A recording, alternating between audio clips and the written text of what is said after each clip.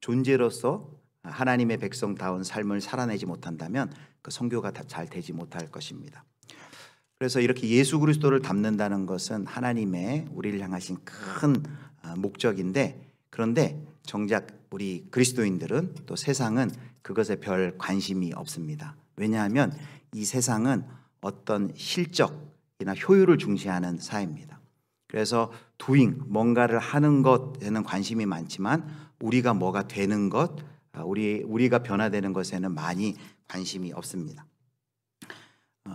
여기 우리가 방금 읽은 갈라디아서 5장 22절 23절에 이 사도 바울이 말한 이 성령의 열매는 한마디로 예수님의 아름다우신 모습입니다.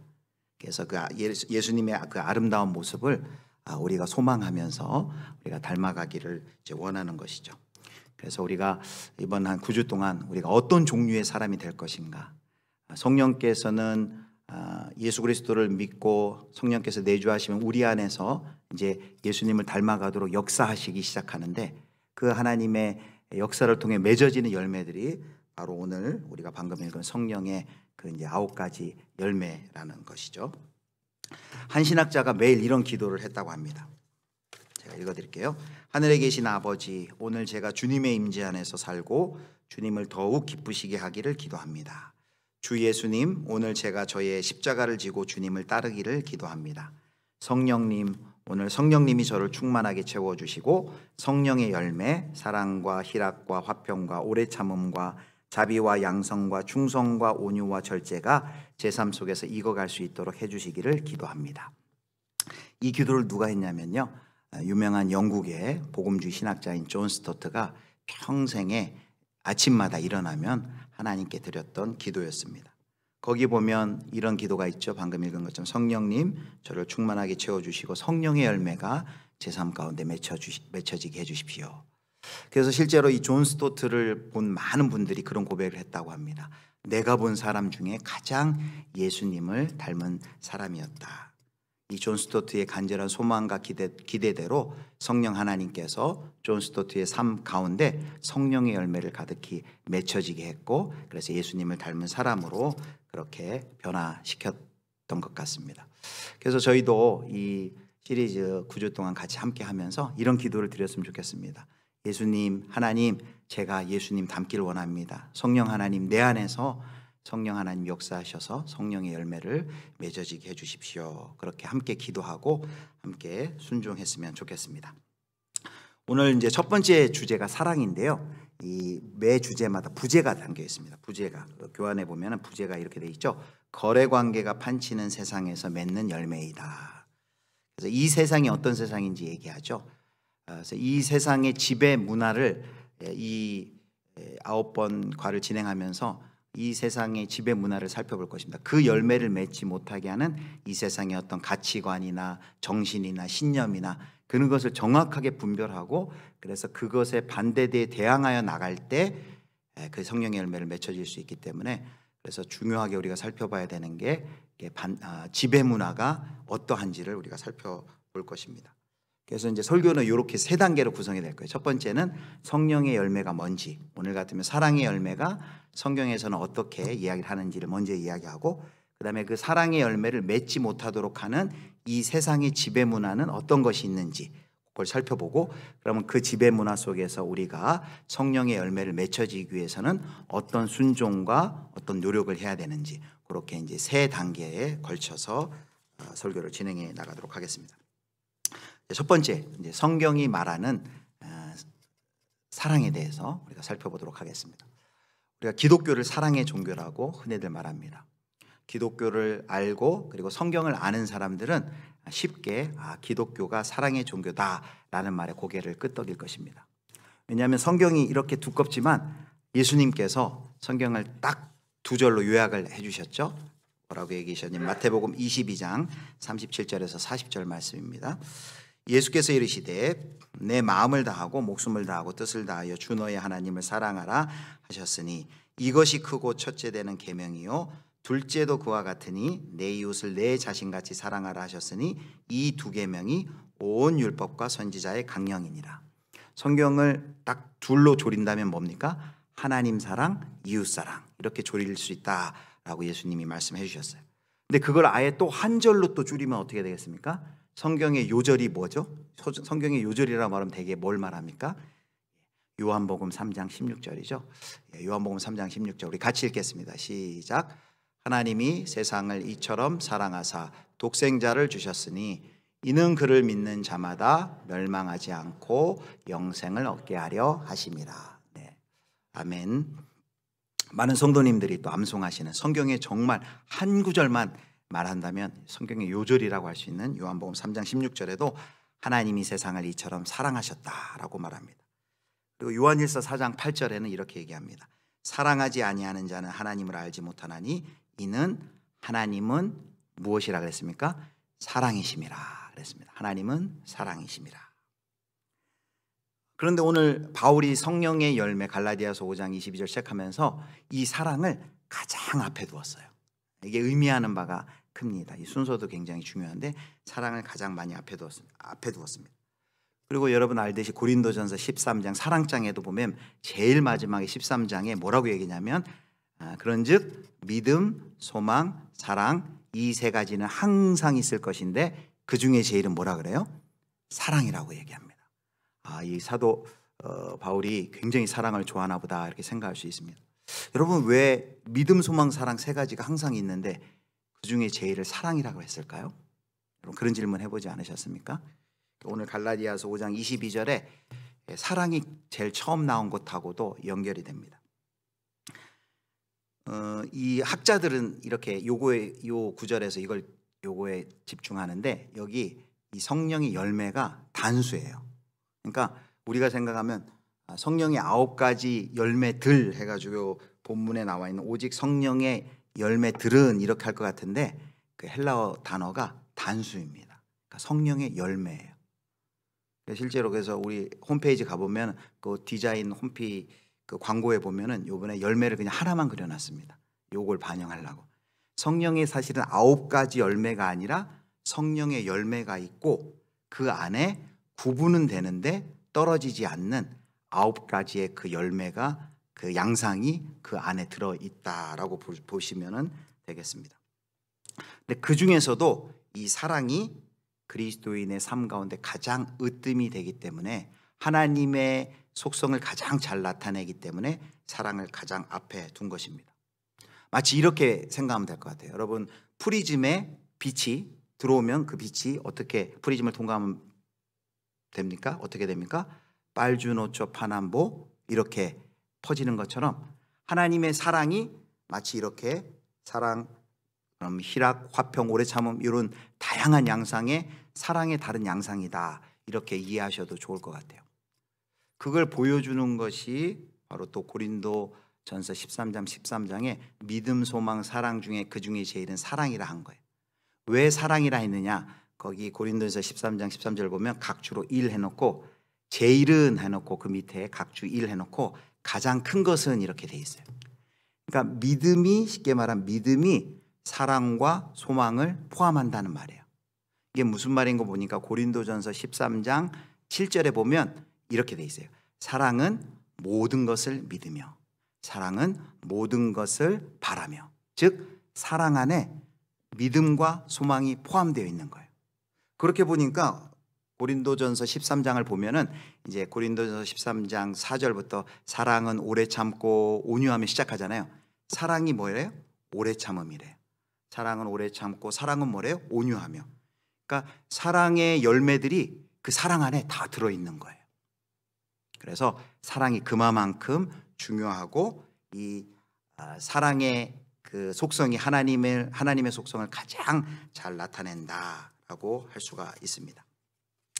자, 그러면 성경은 하나님의 사랑을 여러 가지 특징적으로 설명을 해드리는데 여러분 교환에 이제 4가지 하나님의 사랑에 대해서 이제 4가지로 요약을 했습니다. 구약에서 하나님의 사랑을 표현하는 그 원어가 제일 유명한 게 여러분 많이 들어보셨을 거예요. 헤세드라는 단어인데요. 언약에 기초한 사랑을 이야기합니다. 신약에서는 물론 이 단어가 갈라디아 5장 22절에 그 사랑은 아가페라고 되어 있습니다. 근데 이 사랑은 어떤 사랑이냐? 4가지로 제가 요약을 해놨는데 첫 번째, 우리 첫째 한번 읽어볼까요? 우리를 향한 하나님의 사랑은 같이 읽겠습니다. 시작. 우리를 향한 하나님의 사랑은 공로와 자격이 없는 자들에게 주어지는 사랑이다. 네. 로마서 5장 8절을 보겠습니다. 로마서 5장 8절. 우리가 아직 죄인 되었을 때에 그리스도께서 우리를 위하여 죽으심으로 하나님께서 우리에 대한 자기의 사랑을 확증하셨느니라. 우리에게 어떤 조건도 자격도 수준이 없고 우리가 죄인 되었을 때 하나님이 우리에게 찾아오셔서 구원을 선물로 주셨어요. 값없이 그냥 주어진, 무조건적으로 주어진 사랑이 바로 하나님의 사랑이다 말합니다. 에베소 2장 4절에서 5절 보겠습니다. 에베소 2장 4절에서 5절 같이 읽겠습니다. 시작. 긍휼이 풍성하신 하나님이 우리를 사랑하신 그 큰 사랑을 인하여 허물로 죽은 우리를 그리스도와 함께 살리셨고 너희는 은혜로 구원을 받은 것이라. 예, 그 큰 사랑으로 인하여 허물로 죽은 우리를 그리스도와 함께 살리셨다. 우리가 은혜로 구원받았다. 그래서 하나님의 사랑은 값없이 거저 무조건적으로 주신 사랑이다. 자, 두 번째, 우리 둘째 한번 더 읽어보겠습니다. 둘째, 우리를 향한 하나님의 사랑. 시작. 우리를 향한 하나님의 사랑은 한결같은 사랑이다. 예. 우리를 향한 하나님의 사랑은 값없이 아무런 공로 없이 우리가 받은 사랑입니다. 그래서 우리가 그 사랑을 막을 방법이 전혀 없습니다. 하나님이 우리를 향한 사랑을 절대 멈추시지 않으세요. 확고부동한 사랑입니다. 요한복음 13장 1절 말씀 보겠습니다. 유월절 전에 예수께서 자기가 세상을 떠나 아버지께로 돌아가실 때가 이른 줄 아시고 세상에 있는 자기 사람들을 사랑하시되 언제까지 사랑하시대요? 끝까지 사랑하시니라. 끝까지 사랑하시니라. 멈추지 않는 사랑, 끝까지 포기하시지 않는 사랑, 확고부동한 사랑. 우리 세상 사람들의 사랑처럼 막 이리 갔다 저리 갔다 막 변덕이 죽을 듯하는 그런 사랑이 아니라 우리를 향한 하나님의 사랑은 확고부동하고 끝까지 포기하지 아니하시는 사랑이다. 그래서 로마서 8장 38절 39절에 이게 아주 잘 나와 있죠. 내가 확신하노니 사망이나 생명이나 천사들이나 권세자들이나 현재일이나 장래일이나 능력이나 39절 같이 읽겠습니다. 높음이나 깊음이나 다른 아무 피조물이라도 우리를 우리 주 그리스도 예수 안에 있는 하나님의 사랑에서 끊을 수 없으리라. 어떤 교수님이 제가 설교할 때 이걸 이렇게 영어로 표현할 수 있다라고 말씀하신 걸 들었어요. Love forever. Love forever. 영원히 사랑하신다. 그 하나님의 사랑을 이렇게 로마서 8장에 보여주고 계십니다. 자, 세 번째 하나님의 사랑은 세 번째 한번 읽겠습니다. 세 번째 우리를 향한 시작. 우리를 향한 하나님의 사랑은 고난받는 사랑이다. 엄청난 희생을 치르셨죠. 그냥 희생 정도가 아니라 예수 그리스도께서 자신을 주신 하나님의 아들께서 성육신하신 자신을 주신 사랑입니다. 그래서 이사야 53장에 고난받는 메시아 종의 노래가 있습니다. 그 메시아 종은 바로 예수 그리스도이시죠. 그래서 하나님께서 우리를 구원하시기 위해서 어디까지 가실 수 있는지를 바로 보여준 것이 바로 예수 그리스도의 성육신입니다. 높고 높은 하늘 보좌 버리시고 이 땅에 인간으로 오신 것만 해도 엄청난 건데 그의 삶과 사역과 죽음을 통해 고난당하심으로 우리를 사랑하셨습니다. 자, 이제 네 번째 하나님의 사랑에 대해서 살펴보겠습니다. 네 번째 같이 읽습니다. 시작. 하나님의 사랑은 한계가 없는 사랑이다. 하나님의 사랑은요 차별도 없고요. 하나님의 사랑은 원수까지도 사랑합니다. 우리 인간은 내가 사랑할 수 있는 대상인가 아닌가 잘 재어보고 생각해보고 결정하고 사랑하는데 하나님의 사랑은 한계가 없습니다. 그래서 구약을 아까도 말씀드렸지만 구약을 신구약을 합할 때 하나님 사랑 이웃 사랑이라 그랬는데 그 유대인들도 그걸 알아요. 그런데 예수님은 그거에서 더 나가서 뭐라고 얘기했냐면 마태복음 5장의 산상수훈에 원수까지 사랑해야 된다 말씀하셨죠. 마태복음 5장 43절입니다. 같이 읽겠습니다. 시작. 또 내 이웃을 사랑하고 내 원수를 미워하라. 너희가 들었으나 나는 너희에게 이르노니 너희 원수를 사랑하며 너희를 박해하는 자를 위하여 기도하라. 네, 이웃을 사랑하는 것 율법에도 얘기하지만 예수님은 더 나가죠. 원수를 사랑하라. 차별이 없고 경계를 뛰어넘는 사랑입니다.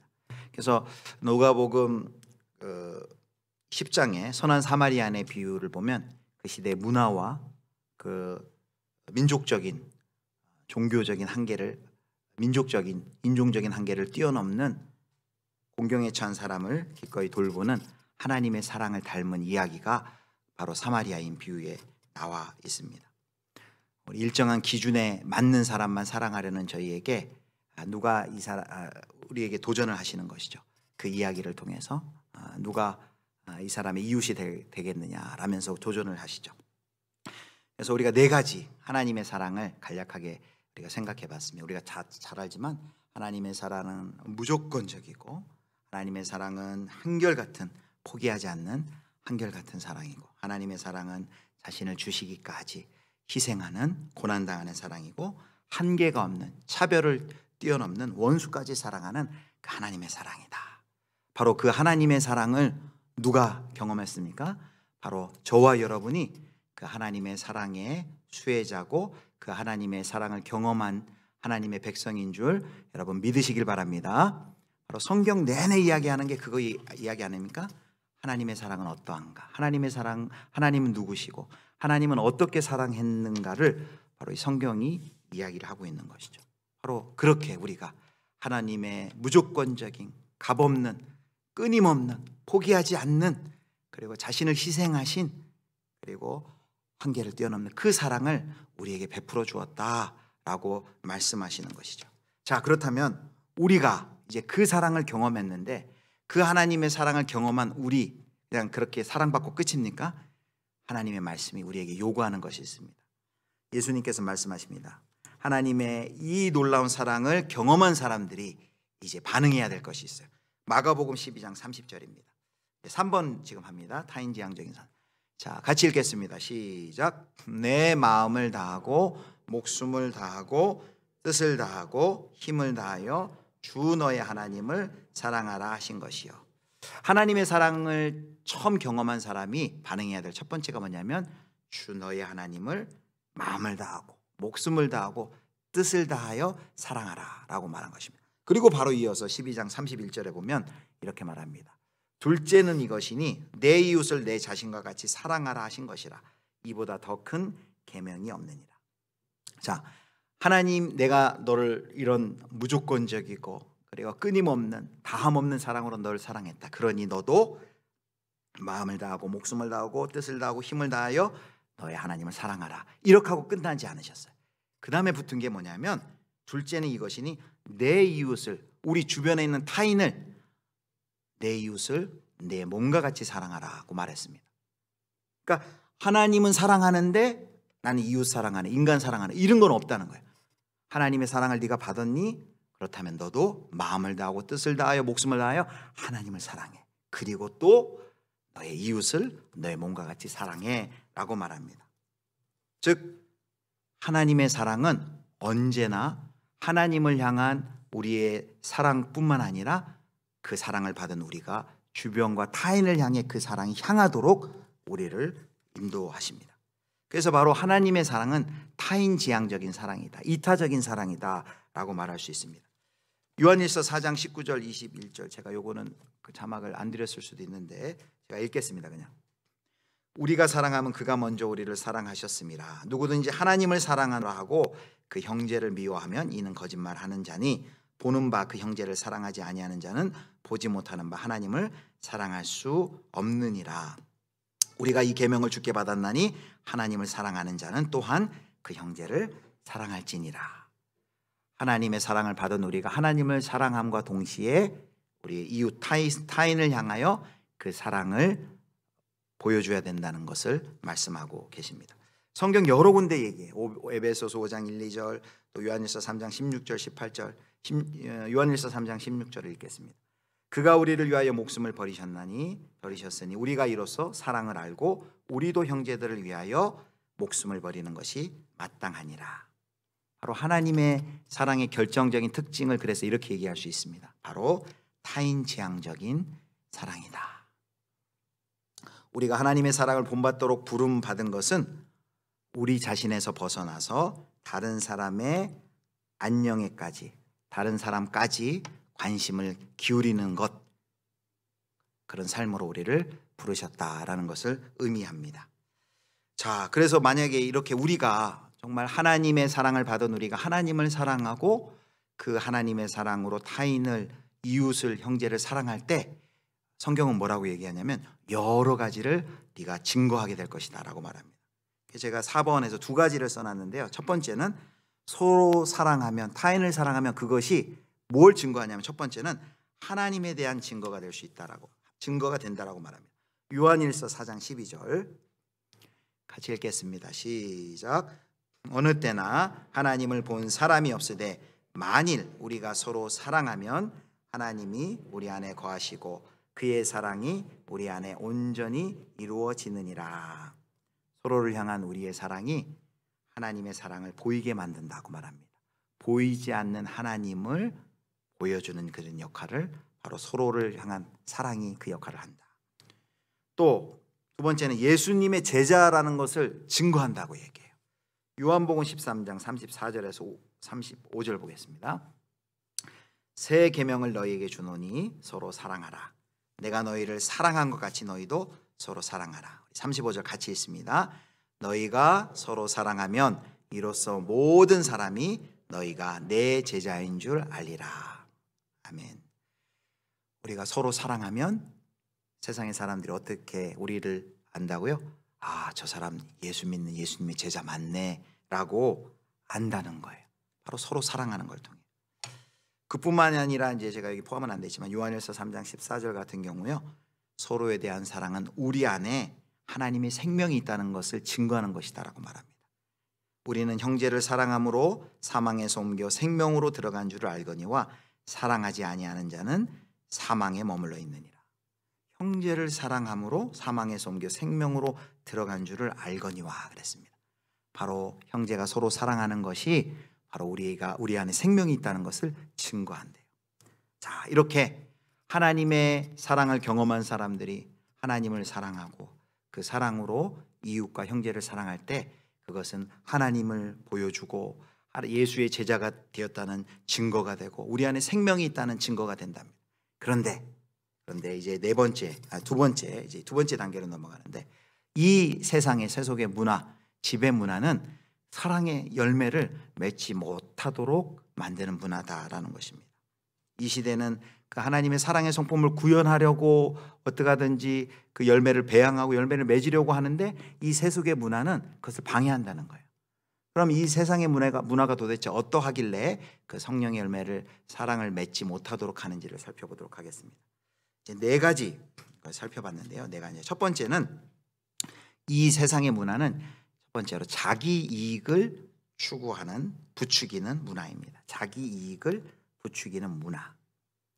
우리가 지금 현대인이 어떤 시스템 안에 살고 있냐면, 우리가 경제 시스템 안에서, 특별히 우리 한국 같은 경우는 이제 대부분 그렇죠. 자본주의 경제 시스템 안에서 우리가 살고 있습니다.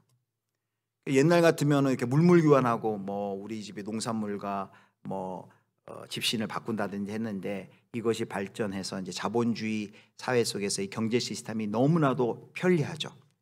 그런데 장점이 아주 많은데, 그 속에서 우리도 모르는 사이에 우리 안에 들어와 있는 가치관이 뭐냐면, 우리가 각 사람들을 어떻게 인식을 하냐면, 사람들을 볼 때 제품으로 인식을 한다는 거예요. 제품으로. 그래서 우리의 삶 속에, 우리의 이야기 속에 저 사람이 나를 위해서 어떠한 상품과 어떠한 서비스를 생산하는 역할을 하느냐, 어떤 고객의 역할을 하느냐, 그렇게 사람들을 자연스럽게 인식을 한다는 거예요. 그리고 우리는 생계를 위해서 서로가 경쟁자 역할을 하는 사람 정도로 사람을 대하게 됩니다. 이 문화의 가장 깊은 것은 자기 중심성이란, 죄의 본질이 자기 중심성인데, 바로 그 죄가 들어와서 자기 중심적인 문화 때문에 더욱 그러죠. 우리가 지난 7주 동안에 내가 만든 신을 통해서 팀켈러 목사님이 6가지에 대해서 했는데, 그 우상에 대해서 트레빈 왁스라는 분이 우리 시대의 6가지 우상이라는 책 속에서는 첫 번째 우상을 뭐로 했냐면 자기라고 했어요. 자기, 나 자신. 심지어 하나님마저도 나 자신의 필요를 위하기 위해서 존재한다라고 그 자신을 우상시하면 그렇게 만드는 거죠. 하나님도 하나님을 믿기는 믿는데 하나님 믿는 그 신앙도 나 자신을 위해서 하나님이 존재하는 것이죠. 도구와 수단이 되는 것이죠. 자기 이익을 부추기는 그 문화 속에 자기 중심적인 이 죄의 본질이 강력한 이 문화 속에서는 바로 타인을 배려하고 생각하기가 어려운 상황이라는 것입니다. 두 번째는 뭐냐면 모든 사람과 사물에 값을 매기는 문화예요. 모든 사람과 사물에 값을 매깁니다. 우리가 매일에 필요한 어떤 물건 또 상품 서비스를 우리가 시장을 통해 구입하죠. 근데 그 시장에 모든 물건에 뭐가 다 붙어 있습니까? 값이 다 매겨져 있어요. 그래서 우리는 물건뿐만 아니라 모든 것을 다 값을 주고 돈을 주고 살 수 있다고 생각해요.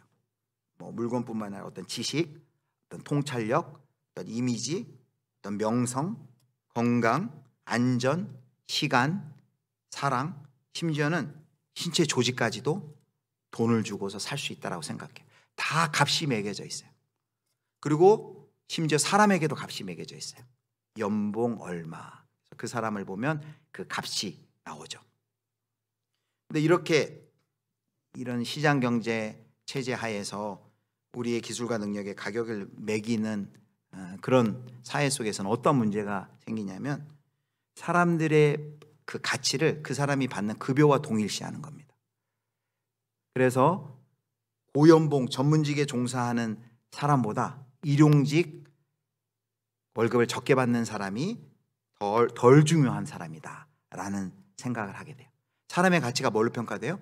그 사람이 가지고 있는, 그 사람이 누리는 그 연봉에 따라서 사람도 값으로 매기는 것이죠. 저 사람 연봉 얼마짜리, 저 사람은 얼마짜리.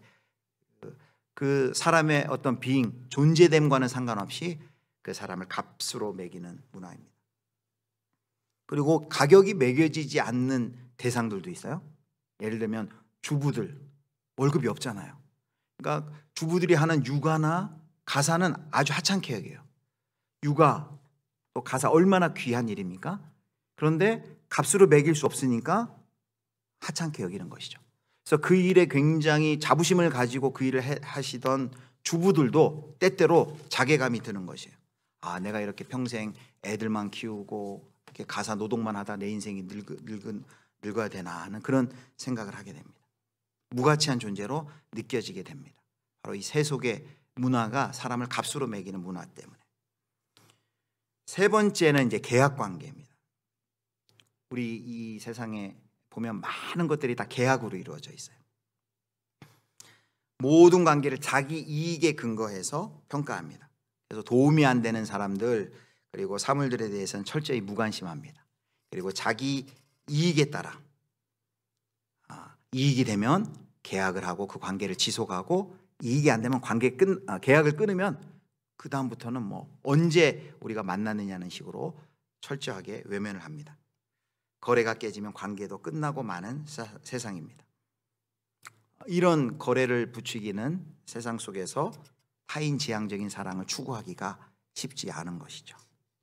그리고 이제 마지막이 소비주의 사회입니다. 이 세상은 소비주의 사회. 소비주의란 한마디로 이거죠. 나의 소유물이 곧 나다. 그래서 많은 사람들이 왜 이렇게 명품을 좋아합니까? 나의 소유물이 곧 나다. 그 명품을 가지고 있으면 나의 존재의 가치가 높아진다고 생각하는 것이죠. 그래서 실제로 마케팅에서 많이 이것을 사용합니다. 예전에 그랜저 선전할 때 친구한테 어떻게 지내? 하니까 친구가 아무 말 없이 웃으면서 이렇게 했죠. 이렇게 그랜저 키를 흔들었죠. 그랜저를 탄다는 것이 그 사람의 수준을 얘기해 주는 것이죠. 그러니까 많은 사람들이 성경은 아까 요한복음 13장 이해한 것처럼 우리의 제자됨을 어떻게 나타내요? 우리가 서로 사랑함으로써 우리가 하나님의 제자됨을 나타낸다. 이런 방식으로 우리의 비잉을 나타내는데 세상은 어떻게 얘기하냐면 너가 소유하고 있는 것, 너가 가지고 있는 것으로 너를 나타내. 너가 좋은 아파트에 살면 너의 존재가 높아지는 거야. 너가 빚을 내서라도 그 물건을 가지고 있어야만 네가 사람들의 우러름을 받아. 이렇게 얘기를 하는 사회 속에 사는 것이죠. 그러다 보니까 우리가 신앙생활을 하면서도 어떤 이런 사랑으로서 우리의 하나님의 백성된 정체성을 드러내기보다는 어떤 우리가 가지고 있는, 소유하고 있는 뭐 기독교 장식이라든지 듣는 음악이라든지 뭐 기독교 관련 물건을 어떤 소비하는 소비자로서 우리의 정체성을 드러내려고 한다는 것이죠. 자, 그렇다면 이런 네 가지, 자기 이익을 부추기고 그리고 모든 사람과 사물의 값을 매기고 계약관계 또 소비주의 세상 속에서 다 타인을 바라보지 못하게 하는 그런 지배문화 속에서 우리는 그럼 어떻게 이 사랑의 열매를 맺어갈 것인가? 바로 이것이 이제 오늘의 결론입니다. 그래서 사랑이란 열매를 키우기, 또 사랑이란 열매를 이제 배양해 나가기인데 요거를 기억하셔야 됩니다. 우리가 성령의 은사, 보통 이제 우리가 성령의 은사는 좋아하죠. 근데 성령의 은사는 하나님의 주권적으로 주실 수도 있고 주시지 않을 수도 있어요. 받을 수도 있고 받지 않을 수도 있어요. 왜냐하면 그건 선물을 주시는 분의 마음이기 때문에. 그런데 성령의 열매는 이것은 우리가 다 성령을 따라 행해야 되고 성령을 구해야 되고 우리 성령의 열매는 우리 모두가 다 성도들이 그리스도인들이 맺어야 되는 것입니다. 그런데 이 성령의 열매는 성령의 은사는 하나님의 주권적인 역사로 주시는데 성령의 열매에는 물론 하나님의 은혜가 있는데 또 어떤 측면이 있냐면 바로 우리들 인간의 성령의 역사에 반응하는 인간의 반응이 거기에 필요합니다. 인간의 책임이 필요한 것이죠. 하나님의 성령께서 성화의 역사를 이루어 가실 때 그것에 반응하여서 우리 인간으로서 순종하고 우리의 책임을 다해야 된다는 것이죠. 그래서 그 성령님의 주도하시고 인도하시는 그 합력하여 선을 이루어 나가시는 그 성령님의 역사에 내가 순종하고 그리고 반응할 때 바로 오늘 갈라디아서 5장 22절 23절에 나온 성령의 열매가 우리 삶 가운데 맺혀 나간다는 것입니다. 그래서 그냥 성령의 은사처럼 하나님이 성령의 열매를 저한테 주시면 받겠고 뭐 안 주시면 어쩔 수 없죠. 그게 아니라 하나님은 성령의 열매를 우리의 삶 가운데 맺어가도록 사역하시고 역사하시는데 우리가 적극적으로 그것에 반응하고 순종하고 우리의 책임을 다해야 한다는 것입니다. 그래서 우리가 그럼 서로 어떻게 성령의 열매를 맺어 나갈 것인가? 5가지로 정리를 했습니다. 자, 첫 번째는 뭐냐면 첫 번째는 하나님의 사랑을 경험해야 됩니다. 이거는 본격적인 책임에 앞서 다시 한번 털을 다지는 거예요. 우리가 계속 성구들을 확인해 봤지만 우리가 먼저 하나님을 사랑한 것이 아니고 하나님이 값없이 우리에게 무조건적으로 그리고 제한 없는 그리고 다함 없는 희생적인 우리의 사랑을 베풀어 줬기 때문에 그 사랑이 근거가 되어서 우리가 그 사랑을 받았기 때문에 우리의 형제를 사랑할 수 있는 것이죠. 우리 안에 내재적으로 우리가 사랑할 수 있는 힘이 없습니다. 그러므로 우리가 정말 사랑의 열매를 맺기 위해서는 계속해서 우리가 매 순간 매일의 삶 속에서 우리가 계속해서 확인하고 또 우리가 경험해야 될 것이 무엇입니까? 바로 이 하나님의 사랑을 계속 매일의 삶 가운데 경험해 나가는 것입니다. 그리고 그 하나님의 사랑의 핵심이 되는 십자가를 바라보는 거예요. 십자가를 바라보고 십자가를 의지하고 그 십자가의 사랑을 하나님 다시 한번 우리에게 부어달라는 간절한 소망으로 그 하나님의 사랑을 우리에게 채워달라는 이 갈망이 우리에게 있어야 됩니다. 날마다 하나님, 우리가 예수 믿은 지가 오래되면 무덤덤하잖아요. 구원의 감격도 무덤덤하고 우리가 구원받은 이 사실도 이 일도 뭐 새롭게 다가오지 않고 제가 얼마 전에 그 컴패션의 서정인 대표님을 만나서 이제 얘기했는데 그 전에 제가 서정인 대표님에 대한 인상이 있어요. 뭐냐면 예전에 한 10여 년 전에 그 제가 성기동 교회에 와서 이렇게 그 컴패션에 대한 아이들 이야기를 이렇게 설명하고 하는데 그렇게 우시더라고요. 아이들 이야기를 하면서. 근데 그 눈물이 그냥 가짜 눈물이 아니고 정말 마음속에서 우러나는 눈물이에요. 근데 제가 가만히 생각해 봤어요.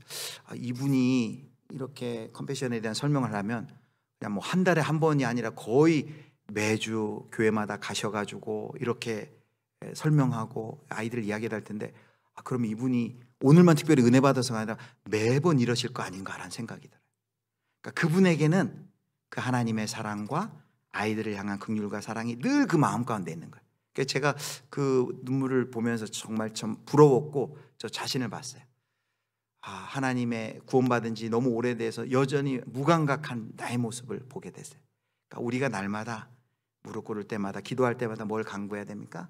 하나님, 구원의 감격이 날마다 우리 안에 새롭게 해주십시오.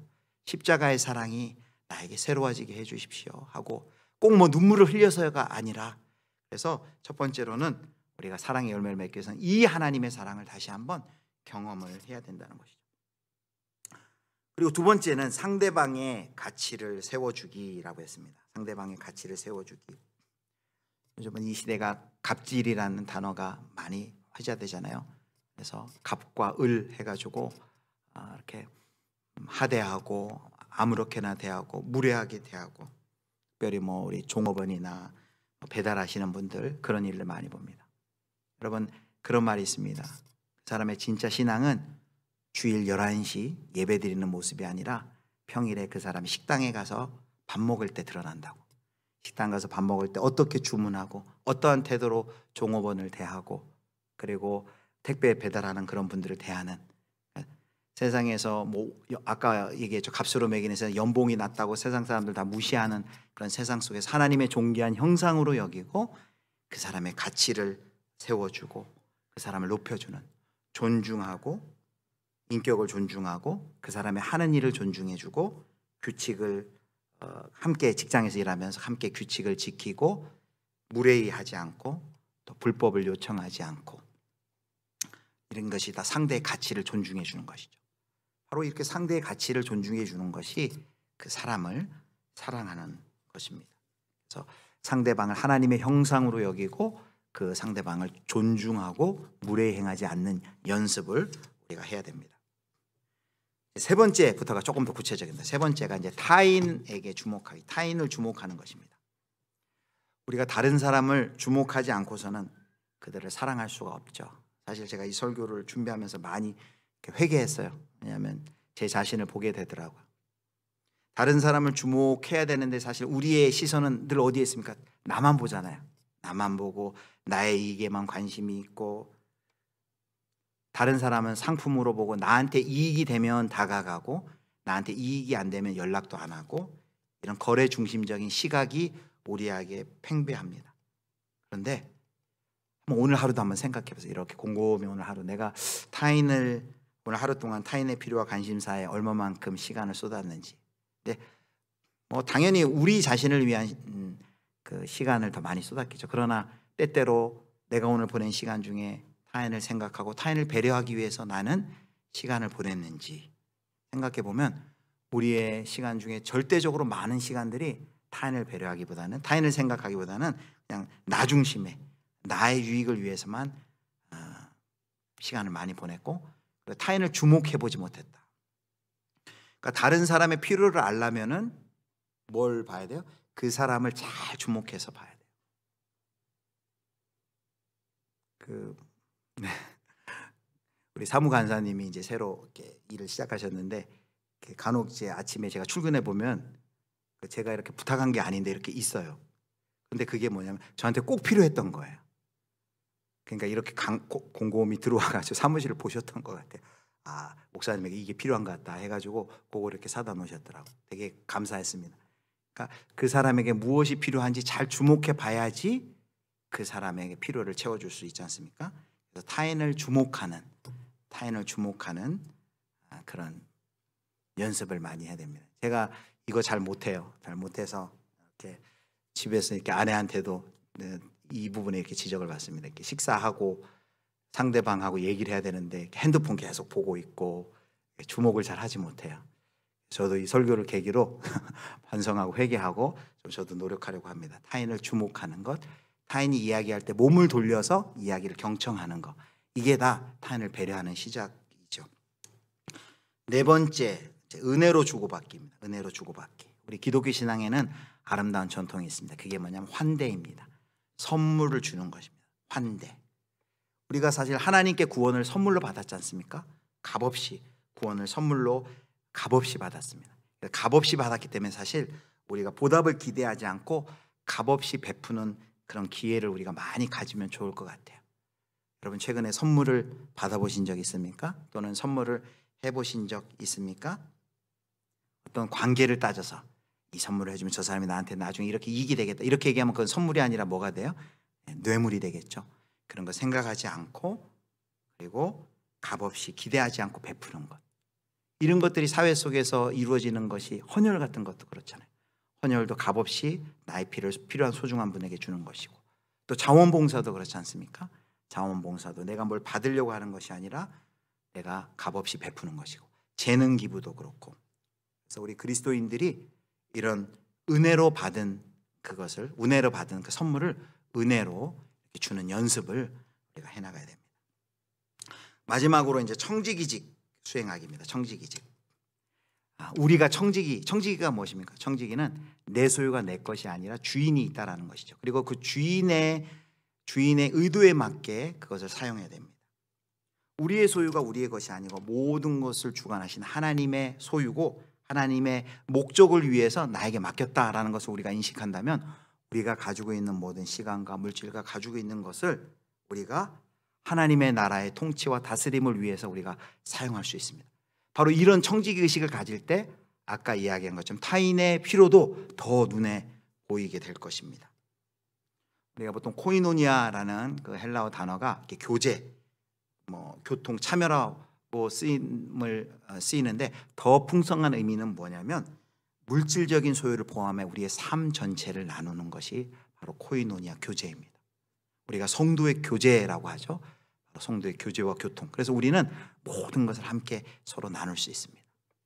그래서 요즘 당근도 많이 하고 그러시는데, 사실 우리가 있는 것을 잘 이렇게 우리가 가지고 있는 물자도 흘려보낼 수 있고, 우리가 가지고 있는 어떤 시간, 공간 다 우리가 맡은 우리가 청지기라는 것을 인식하면서 그것을 하나님의 나라를 위해서 우리가 사용할 수 있습니다. 그래서 결론적으로 우리가 뭘 해야 되냐면 사랑을 연습해야 됩니다. 가만히 앉아서 기도하고, 물론 기도를 당연히 해야죠. 성령의 열매를 맺혀지도록 기도하는데, 그뿐만 아니라 우리 일상이 들어가서 우리가 바로 성령의 열매, 사랑이 맺혀지도록 우리가 연습을 해야 됩니다. 자, 말씀을 이제 맺도록 하겠습니다.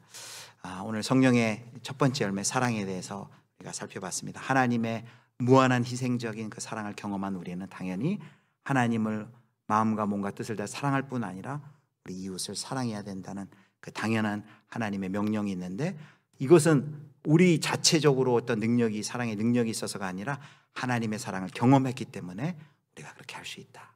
그러나 이 세상의 그 지배 문화는 그 사랑에 자기중심적이어서 타인을 바라보지 못하는 그 문화인데, 우리가 그 세상 속에서 하나님의 사랑을 계속해서 확인하고 경험하면서 타인을 주목하고, 그리고 우리가 청지기 의식을 가지고 그리고 은혜로 선물을 주는 연습을 계속해 나가자라고 했습니다. 오늘 제가 마지막을 그 찬송을 같이 한번 부르고 싶습니다. 그 사랑의 손가락하고 80년대 찬양인데요. 제가 오늘 세대 차이를 느꼈어요. 연준환 목사님이 이 찬양을 모른다 그러는 거예요. 와, 80년대 찬양인데 어른들은 다 아실 텐데, 고린도전서 13장으로 부른 찬양인데 이 찬양 같이 부르고 우리가 말씀 기억하면서